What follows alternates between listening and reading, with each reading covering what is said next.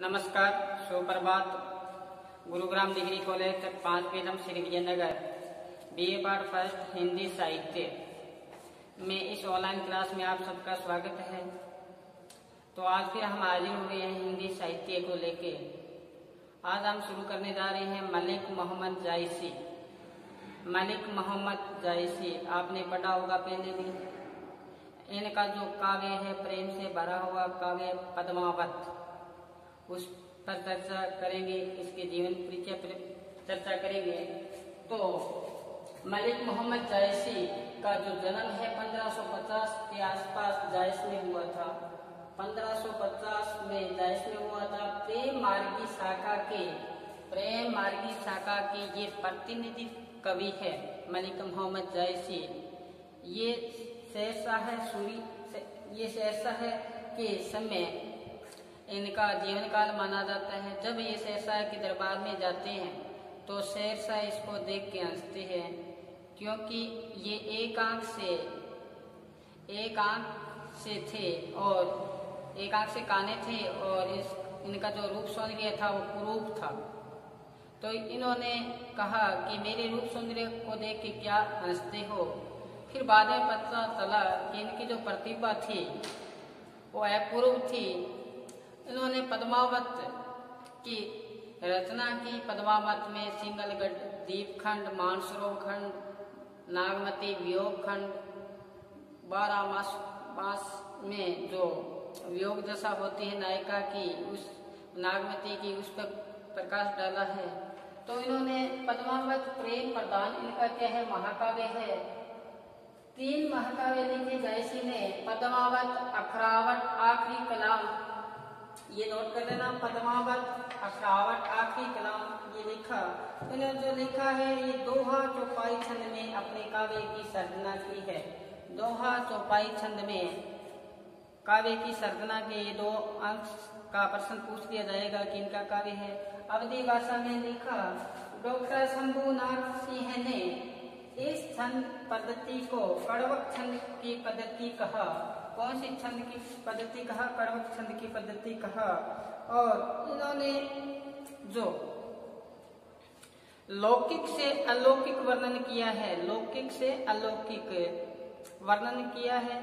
एकेश्वरवाद, निर्गुण शाखा से ये प्रतिनिधित्व करते हैं। ये मुसलमान होते हुए भी, मलिक मोहम्मद जायसी मुसलमान होते हुए भी इनका जो हृदय था वो हिंदू का था। हिंदू के घरों से जो भी बातें थी, जो भी कहानियां थी, उन्होंने अपने काव्य में वर्णित की है। दीपावली का त्योहार हो, चाहे अन्य जितने भी रीति रिवाज हिंदू धर्म में है, वो इन्होंने पद्मावत में अपना वर्णन किया है।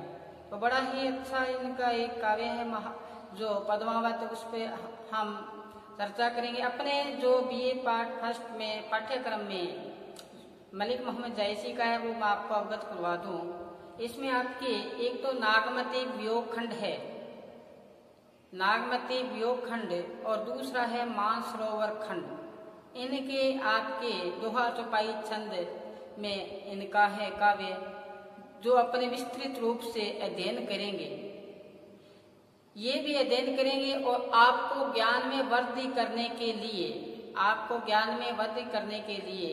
मैं आपको नक्शिक वर्णन भी करवाऊंगा। मुख्य रूप से एडी से लेकर चोटी तक नायिका का रूप सौंदर्य का वर्णन, नक्शिक वर्णन आपको मलिक मोहम्मद जायसी के जो भी वर्णन पद में है वो आपको मैं समझाऊंगा अच्छी तरह से। आपको इसमें ज्ञान की क्या होगी, वृद्धि होगी, आगामी आपको भविष्य में ये काम आएगी। तो मैं आशा करता हूँ कि आप मेरे साथ जुड़े हो और साथ साथ में कदम दर कदम आप चल भी रहे हो।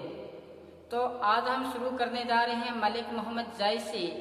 परिचय आपने लिखा। परिचय में आपको बताया कि इनकी 3 रचना थी, पद्मावत, आखिरी कलाम और अखरावट। इन्होंने जो रचना की है पद्मावत की दोहा और चौपाई छंद में की है अपने काव्य में, जिसको डॉक्टर शंभुनाथ सिंह ने इस छंद पद्धति को क्या कहा? कड़वक छंद की पद्धति कहा। लौकिक से अलौकिक प्रेम कथा है इनकी। लौकिक से आत्मा का परमात्मा में किस प्रकार से मिलन होता है। एक आत्मा, स्त्री आत्मा है, पुरुष परमात्मा है, उसका जो प्रेम है वो लौकिक से अलौकिक किस धरातल पर पहुंचता है, बड़े ही मानसरोवर खंड में समझाया है। जो हम मानसरोवर खंड पढ़ेंगे पद्मावती के माध्यम से, पद्मावती का जो रूप सौंदर्य है उसमें पद्मावती को किस प्रकार से आत्मा से परमात्मा की, लौकिक से अलौकिक की ओर व्यंजना हुई है, एक एक पंक्ति पे अपने सहप्रसंग व्याख्या करेंगे साथ में। तो बड़ा ही अच्छा ये अपना जो मलिक मोहम्मद जैसी है, पढ़ोगे आप आनंद की अनुभूति महसूस करोगे। आपने पहले भी पढ़ा हुआ, अब अपने क्या है कि आप कॉलेज में आगे हो तो आपके ज्ञान में भी क्या है वृद्धि होनी चाहिए। आपको मलिक मोहम्मद जायसी का 12 मासा जो वियोग खंड है वो मौखिक याद होना चाहिए, 2-2 पंक्तियां याद होनी चाहिए। वियोग दशा में अपने प्रीतमा को कैसे याद करती है नागमती, 2-2 पंक्तियों में याद होना चाहिए। आसान सा है, जिन घर कंता ते सुखी, जिन गारो और गर्व कंत प्यारा बाहरे हम सुख भूला सरब, पीयू सो के संदेशड़ो हे बोरा हे काग, सो धनी विरह जरीते धुआं हमें लाग। देखो बड़े आसान से हैं, एक बार पढ़ोगे याद हो जाएगा। तो मैं ये चाहता हूँ कि मेरे पढ़ाई हुए से आपको ये मलिक मोहम्मद जैसी मौखिक की याद हो जाए सारे के सारे। नाम लेते ही अंदर इस प्रकार से समुद्र में लहरें उठती है, इस प्रकार से खुशी की लहरें आपके हृदय में उमड़े कि मलिक मोहम्मद जैसी पढ़ रहे हैं। समझ में आया? तो जैसे आपने पढ़ेंगे मानसरोवर खंड, मानसरोवर खंड में आपको मैंने बताया इसमें संकेत मिलते हैं लौकिक से अलौकिक।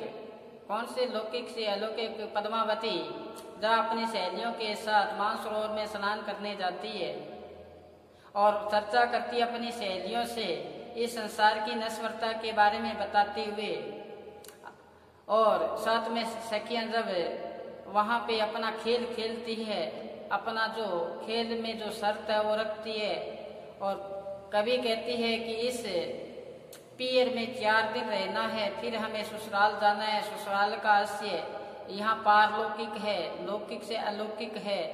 और नेहर जो पीहर है वो क्या है? पीहर जो है ये संसार के बारे में बताया। इस संसार में 4 दिन रहना है। ए रानी मन देखी विचारी, ए है नेहर रहना दिन 4। अपनी सखियों को बताना चाहती है कि इस संसार में 4 दिन रहना। जब लग पिता कर राजू, खेल ले खेलन आजो, पिन ससुर हम गवनक काले कित आए सरवर पाली।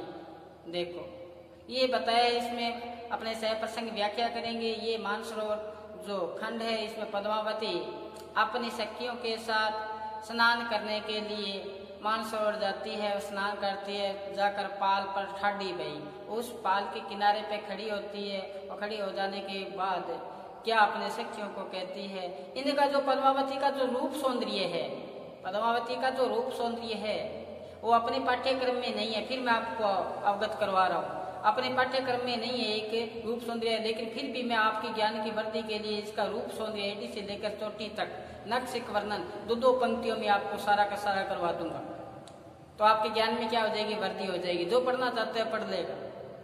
वो कहते हैं सकल पदार्थ है जगमाही, कर्महीन नर पावत नहीं। सब चीज या संसार में है, अगर कोई पाना चाहता है तो पा लेगा, न तो जाना चाहता तो जाए।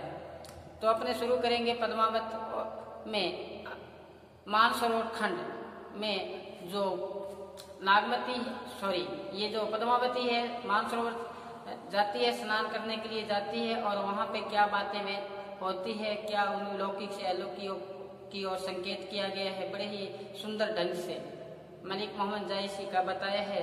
तो पहले एक बार आप इसको लिखो। आप ये 4 पंक्तियां बड़ी ही महत्वपूर्ण है कि प्रेम मार्गी शाखा का ये प्रतिनिधि कवि है, प्रेम का ऐसा कवि ये मलिक मोहम्मद जायसी है। और बाद में बताया इनकी प्रेम प्रधान महाकाव्य क्या है, पद्मावत है। जायसी का जो पद्मावत अखरावट आखिरी कलाम इन्होंने लिखा था, और सहसा के समय इनका जीवन काल माना जाता है। दोहा और चौपाई छंद में इनकी काव्य की क्या की है, सर्जना की है। डॉक्टर शंभू नासिए ने इस छंद पद्धति को क्या कहा है? कड़वक छंद पद्धति कहा है। एक बार उतारो फिर हम चलते हैं। इनकी जो मानसरोवर है वो लिखते हैं हम। चले आगे, लिखा मैंने बोर्ड पे, आप देखो सुनो। खेलत मान सरोवर गई, खेलत मान सरोवर सरोवर गई, जाई पाल पर ठाडी भई। देखी सरोवर हंस कुलेली, पद्मावत सो कहे सहेली। ए रानी मन देखी विचारी, एही नहर रहना दिन जारी। जो लगी पिता कर राजू, खेल ले जो खेलन आजू। उन ससुर हम गवनक काली, कित यह सरवर पाली। कित पावन पुनि अपने हाथा, कित मिली के खेल एक साथा। सास नंद बोलही जीहू लेहू, दारुण ससुर न निसरे देहू। पिए प्यास सिर ऊपर, पुनि सो कहे दहु काहू। दहु सुख राखे को दुख, यह कस जन्म निभाहो। तो मलिक मोहम्मद जायसी का ये मानसरोवर जो खंड है, इसमें पद्मावती अपनी सहेलियों के साथ मानसरोवर में स्नान करने जाती है। वहाँ पे जाके क्या विचार उमड़ता है पद्मावती का, वो अपने सामने मलिक मोहम्मद जायसी ने प्रस्तुत किया है। तो सुनो कि जब खेलत मानसरोवर गई, सखियों के साथ खेलते खेलते ये पद्मावती अपने कहाँ गई है, मानसरोवर में गई है। और पाल पर ठाडी भई, जाई पाल पर ठाडी भई, वहां जाके किनारे पे खड़ी हो गई सारी सखियां। अब खड़ी होने के बाद में विचार उमड़ा है, क्या कहते हैं, देखा क्या देखा वहां पर, देखा सरोवर हंस कुलेली। उस सरोवर में, उस मानसरोवर में हंस कुलेली, हंस थे, वो क्रीड़ाएं कर रहे थे, वो क्रीड़ाएं कर रहे थे, हंस थे उस मानसरोवर में, वो क्रीड़ाएं कर रहे थे। पद्मावत सो कहे सहेली, पद्मावती ने अपने सहेलियों को कहा, क्या कहा, ये बात बहुत ही महत्वपूर्ण है। लौकिक से अलौकिक की ओर संकेत होते हैं यहाँ पे। लौकिक का मतलब ये सांसारिक, अलौकिक का मतलब इनसे परे। जो निराकार ईश्वर, अध्यासता, अगम अगोचर, उसके लिए आता है पारलौकिक या अलौकिक। तो क्या बताया पद्मावती ने, क्या कहा, पद्मावती ने कहा, ए रानी, कहते हैं मेरे साथ आई हुई जितनी भी रानियां हो, मन देखी विचारी, मन में विचार करके देखो। आप मन में क्या करो, मन में विचार करके देखो। यह नहर रहना दिन जारी, इस नहर में, इस पीहर में 4 दिन रहना है। जब तक जो सखियां होती है कुंवारी अवस्था में, तब तक अपनी सखियों के साथ वो खेलती है। और जैसे ही वो अवस्था बड़ी होती है, उनकी शादी हो जाती है, फिर सखियों के साथ नहीं खेलती, फिर उसको अपने प्रीतम के साथ रहना पड़ता है। वही बात यहाँ बताई है। कहते हैं, ए रानी, ये सभी रानियां मेरी बात सुनो गौर से, मन में देख के विचार से सुनो। इस पीहर में 4 दिन रहना है। कितने दिन? 4 दिन। ये पीहर का आश्रय ये संसार है। संसार में अपने प्राणी है वो 4 दिन के लिए आया है। 4 दिन का आश्रय जीवन काल छोटा ही होता है। जैसे जीवन काल पूर्ण हुआ, अपनी अवधि पूर्ण हुई, अपने इस संसार को छोड़ के जाना है। तो रानी के माध्यम से, पद्मावती के माध्यम से लौकिक की ओर, लौकिक से अलौकिक की ओर संकेत करते हुए मलिक मोहम्मद जायसी पद्मावत में क्या बताना चाहते हैं, आगे देखो। कहते हैं कि जो लगी पिता कर राजू, जब तक अपने पिता का क्या है, राज है, जब तक हम कुंवारी अवस्था में हैं, तो हमारा जो अपने पर छाया है वो किसकी है? अपने पिता की है। उनका ही राज है, उनके ही हम आश्रय में रहते हैं। तो क्या बताए, खेल लेऊ जो खेलन आजू, तब तक आप खेल लो, जितना भी खेल खेलना है उतना खेलो, जब तक अपने पिता के साथ हो आप। तो क्या बताया आगे, पुनर्सुसर हम गमनक काली, जैसे ही हमारी शादी हो जाएगी तो हमारे ऊपर जो राज है, राज्य किसका बन जाएगा? ससुर का बन जाएगा। गवनक काली कित आए श्रवण पाली, जब हमारी शादी हो जाएगी, हमारे ऊपर अधिकार ससुर का हो जाएगा, तो हम इस मानसरोवर में स्नान करने के लिए नहीं आ पाएंगे। समझ में आई बात कि जब हमारे ऊपर अधिकार किसका हो जाएगा, ससुर का हो जाएगा, तो हम कभी इस मानसरोवर में इस किनारे पर स्नान करने नहीं आएंगे। और आगे क्या बताया देखना, कित पावन यह पुनि अपने हाथा, ये जो अवसर है, ये समय है, पावन रूपी जो समय है, पवित्र समय है, अपने हाथ से क्या हो जाएगा, निकल जाएगा। कित मिली खेलम एक साथ, फिर हम एक साथ कभी मिलकर खेल नहीं पाएंगे। देखो, एक मुसलमान होते हुए, लेकिन ये कट्टर मुसलमान नहीं है, इनका जो हृदय है वो कौन सा, मैंने पहले बताया था, एक हिंदू का है। तो क्या बताया मलिक मोहम्मद जायसी ने, ये अवसर निकल जाने के बाद में हम एक साथ खेल नहीं पाएंगे। फिर क्या होगा कि सास ननद बोली जीव लेहो, हमारी जो सास है, ननद है,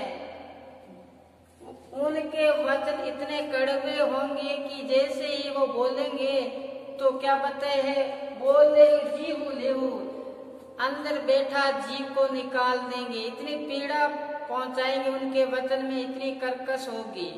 किसकी, सास और ननद की। सास और ननद जैसे ही बोलेंगे, कोई वचन का उच्चारण करेंगे, तो हृदय में ऐसा लगेगा कि चोट लगेगी।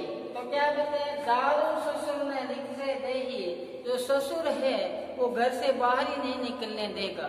ससुर का आशय यहाँ देखो, यहाँ ससुर का आशय समय व्यतीत हो जाने के बाद में जैसे ही यहाँ से छोड़ के जाएंगे, आगे जैसे अपने जो क्रियाकलाप होगा आगे का यमदूत के हिसाब से, उसके बारे में ये बताया है।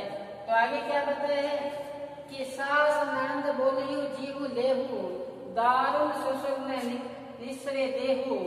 अब आगे देखो महत्वपूर्ण बात है दोहा के माध्यम से कि पिए प्यार से ऊपर, अगर हमारे ऊपर प्रीतम का क्या है, प्यार है, स्नेह है, लगाव है प्रीतम का, उन्हीं सो दहु काओ, फिर तो हमारा भाग्य है, हम सुखी से जीवन को क्या कर लेंगे, व्यतीत कर लेंगे। अगर हमारे ऊपर है किसका स्नेह है, मेरा अपने प्रीतम का, फिर तो ठीक है, नहीं तो क्या कहते हैं, दो सुख राखे के दुख। अगर प्रीतम ही हमें सुख में रखना चाहता है या दुख में रखना चाहता है, उसी भांति जीवन को क्या कर लेंगे, व्यतीत कर लेंगे। तो ये इनका पहला जो बताया वो क्या बताया है, आपको समझाया मैंने, अच्छी तरह से समझो इसको कि सखियों के साथ कहाँ गई है, मानसरोवर और पर गई है, वहां पर जाकर किनारे पे जाकर ठाडी भाई का से यहाँ पे उस किनारे पे जाके खड़े हो गए सारी सखियां, और सखियां पद्मावती स्नान करने के लिए गई है, रानी है, रानी के साथ बहुत सी सखियां गई है, तो वो भी रानियां ही थी, सखियां गई है तो वो तो क्या बताए है। अब देख के वहां पर देखा, सरोवर में जाके देखा, तो वहां पर क्या देखा कि देखी सरोवर हंस ले ली, उस सरोवर में हंस था, तो वो आपस में उनकी जोड़ी थी, वो क्या कर रही थी, वो हंस कुलेली का मतलब यहाँ पर क्रीड़ाएं कर रही थी। पद्मावत सो कहे सहेली, पद्मावती ने अपनी सहेलियों को कहा, वो दृश्य देखकर, हंस का दृश्य देखकर आपस में वो क्या कर रहे थे, क्रीड़ा कर रहे थे, मनोरंजन कर रहे थे। तो क्या कहा, ए रानी मन देखी विचारी, कहते हैं रानियों आप मन में देखकर विचार करो, ये है पीहर रहना दिन जारी, इस पीहर में कितने दिन रहना है, 4 दिन रहना है। आगे क्या बताया कि यह पीहर रहना दिन जारी, जब लग पिता कर राजू खेल खेल आजू, जब तक आप पर राज किसका है, अपने प्रीतम का है, अपने पिता का राज है, अपने पिता के आश्रय में हो, तब तक जितना खेल खेलना है खेल लो। पुनर ससुर हम गवनक काली, कित आए सरवर पाली, फिर हमारे ऊपर किसका अधिकार हो जाएगा, ससुर का अधिकार हो जाएगा। कब हो जाएगा, जब हमारी शादी हो जाएगी। जब तक कुंवारी अवस्था में है तब तक जितना ही खेल खेलना है खेल लो। तो इसका आशय जब तक जीवन है तब तक आप जितने भी कार्य करने कर लो, फिर पता नहीं है क्या होगा आगे। कि जो लगी पिता कर राजू खेल ले जो खेल आजो। जब तक आप पर इसका आश्रय है, राज है, पिता का है, तब तक आप जितना खेल खेलना हो खेल लो। पुनः ससुर हम गवन काली, फिर हमारे ऊपर अधिकार किसका हो जाएगा? ससुर का हो जाएगा। गवनक काली कित आए यह सरवर पाली। फिर हमें जब शादी हो जाएगी फिर इस मानसरोवर में स्नान करने के लिए नहीं आना पड़ेगा, क्योंकि आने नहीं देगा। कौन? ससुर। और उधर से ननद और सास है, वो बोलेगी तो कैसा वचन उच्चारेगी कि जी लेहू, जैसे जीव कोई निकाल दे अंदर। ऐसी चोट करेंगे, हृदय को ऐसे वचनों से चोट करेंगे, बातों ही बातों पे क्या मारेंगे? ताने मारेंगे।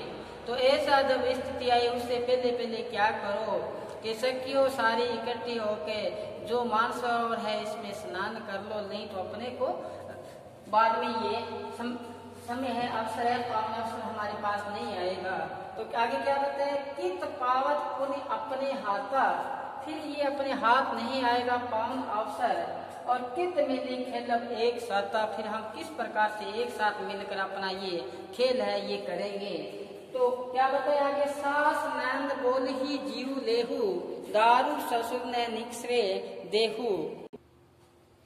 सास ननंद बोल ही जीव लेहू, दारू ससुर ने निक्सरे देहू। फिर सास और ननंद ऐसे वचन को उच्चारण करेंगे जिसमें हृदय में क्या होगी? पीड़ा होगी। और जो ससुर है वो निर्दयी हो, बाहर निकलने देगा ही नहीं घर से। तो आगे क्या बताए? आगे हमें ऐसा प्रीतम मिल जाए। प्रीतम काल से यहाँ पे देखो परम पिता परमात्मा से है, मैंने पहले ही बताया था। एक यहाँ लौकिक से अलौकिक वर्णन हो रहा है, तो यहाँ पर जो प्रिय है वो क्या है? प्रिय का आशय परमात्मा के लिए आया। अगर हमारे ऊपर उस परम पिता परमात्मा का क्या हो जाए? दया दृष्टि हो जाए, प्यार मिल जाए, स्नेह मिल जाए, हमें ऐसा प्रेम मिल जाए तो शोके दबू का है, चाहे वो फिर हमें कैसा ही रखे, सुख में रखे दुख में रखे। तो क्या कहते हैं? बहु सुख राखेंगे दुख, चाहे वो सुख में रखे चाहे दुख में रखे, ये कैसे जन्म निभाए, मेरा अपना जीवन है वो क्या कर दूंगी? व्यतीत कर दूंगी। ये अपने था जो पहला पद खेलत मानसरोवर गई। मैं आशा करता हूँ कि आपके समझ में आया होगा। फिर हम कल फिर हाजिर होंगे। एक मलिक मोहम्मद जायसी का दूसरा जो पद है वो लेके आएंगे और आपको अच्छी तरह से समझाएंगे। और साथ साथ में आप इसको उतार लेना अपने रजिस्टर पर, क्योंकि ये महत्वपूर्ण व्याख्या है जो एग्जाम में पूछी जाती है, बार बार यही बार पूछी जाती है। और आपको मैं एक बात और बताऊं कि ये जो यहाँ से देखे, ए रानी मन देखी बिचारी, यह नहर रहना दिन जारी, ये मौखी की याद कर लो, काम आएगी जीवन में। कहते यह रानी मन देखी बिचारी, यह नहर रहना दिन जारी। जब लग पिता कर राजू खेले खेलन आजू, पुनर्सुसर हम गवनक काली, कित आये सरवर पाली, कित मिली खेल एक साथा। तो ये आसान से आराम से याद कर लेना। आज बस इतना ही, कल फिर मिलेंगे मलिक मोहम्मद जायसी के साथ। तब तक घर पर रहे, सुरक्षित रहे।